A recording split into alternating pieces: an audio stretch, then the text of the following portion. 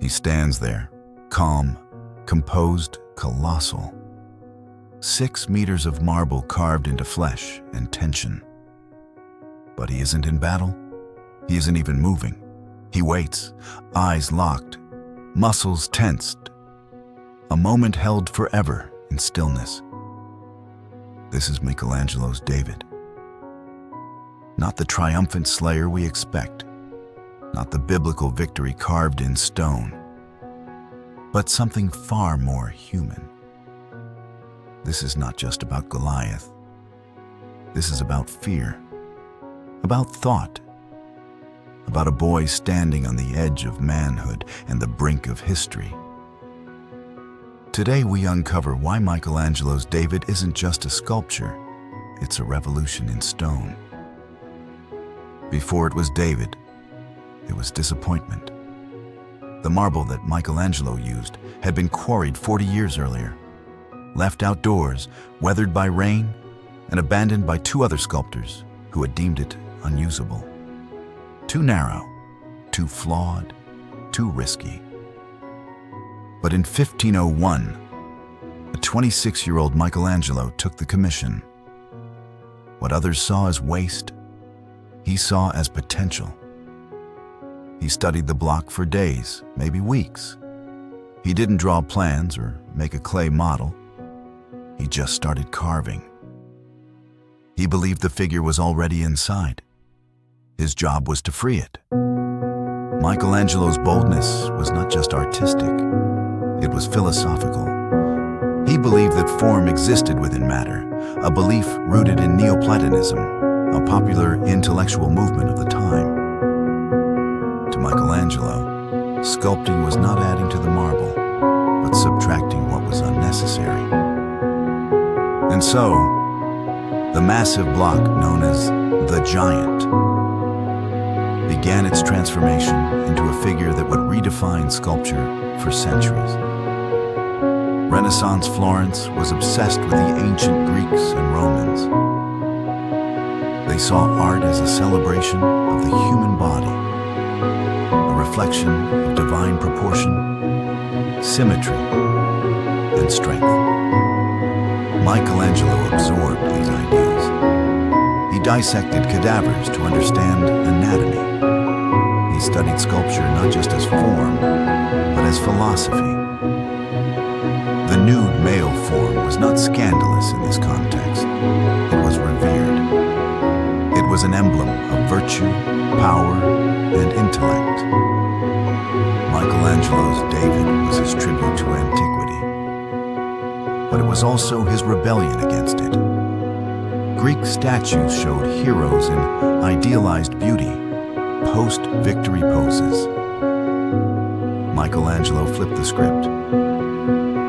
His David isn't post-battle. He hasn't won yet. He hasn't even moved. He is frozen in the most critical moment, just before action. This was not just a stylistic choice. It was a conceptual one. It marked a shift in how heroism was portrayed, not as a result of conquest, but as the contemplation of courage. Look at the posture. It's called contrapposto, a classical stance where the weight is shifted onto one leg.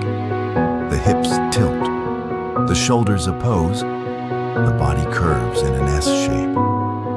It's relaxed, natural. But Michelangelo takes it further. David's right hand is oversized, veins bulging. His neck is tense. His gaze is intense, focused, piercing. The rock is hidden in his palm. The sling drapes down his back, almost invisible. This isn't confidence. This is concentration. He is thinking, planning, imagining the impossible. And in that moment, he becomes more than a boy. He becomes every one of us who has stood before something bigger than we are. Michelangelo understood human psychology. The stance communicates readiness, not ease. It shows the human capacity to assess, wait, and calculate. This is what makes the sculpture feel so alive. It breathes with anticipation. Florence wasn't just any city.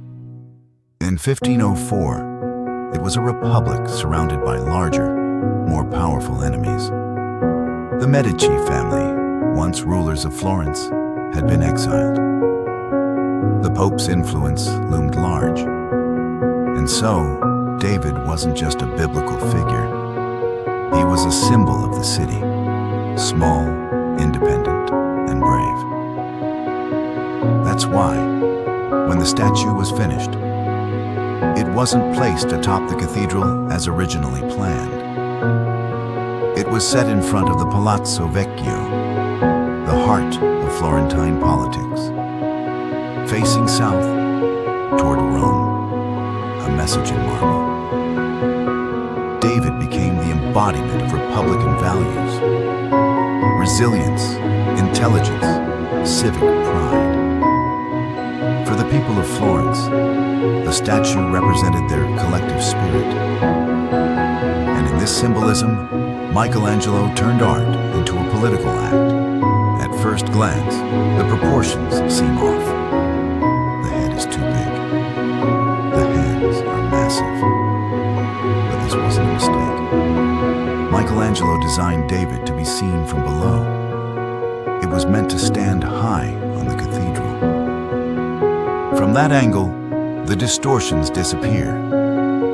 The figure becomes balanced, harmonious, majestic. But even on the ground, these exaggerations add tension.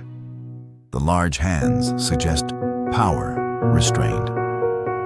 The intense face draws us in. Michelangelo understood something essential.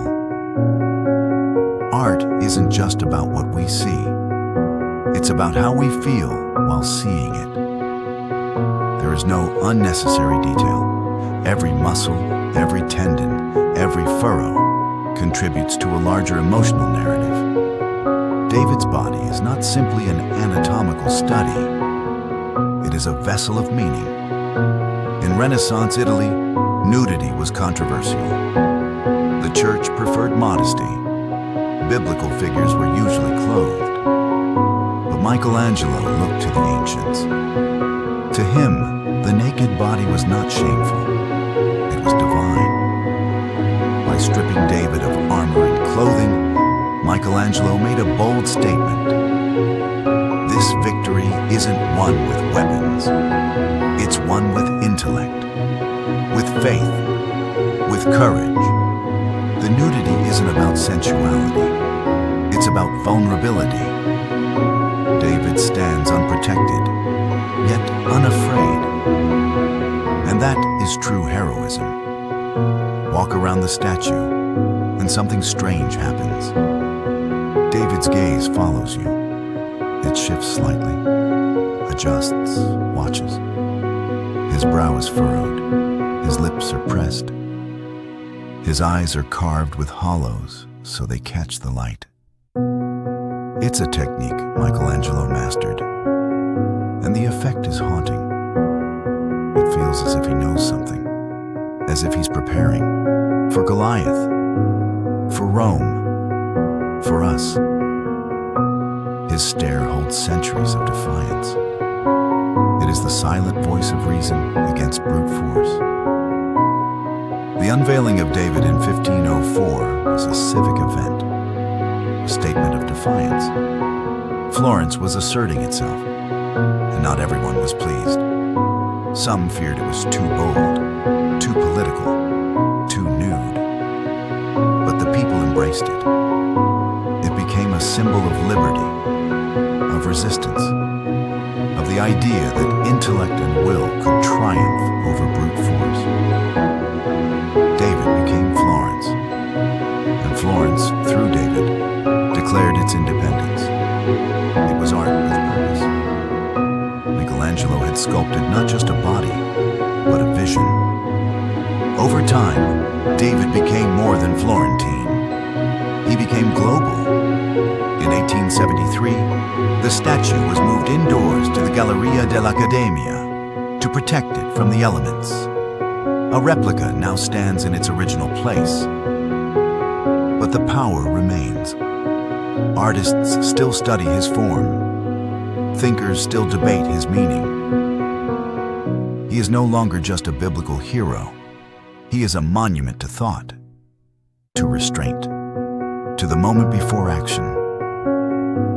In war, in politics, in culture, David continues to inspire. And in every age, he says something new. Michelangelo's David isn't just about Goliath. It's about us, about the moments before we act, before we speak, before we decide who we are. It captures the instant where everything is possible and nothing is certain. It reminds us that courage doesn't always roar. Sometimes it stands still, with furrowed brow and clenched hand, and waits. Michelangelo gave us more than marble. He gave us a mirror. And when we look at David, we don't just see a hero. We see ourselves.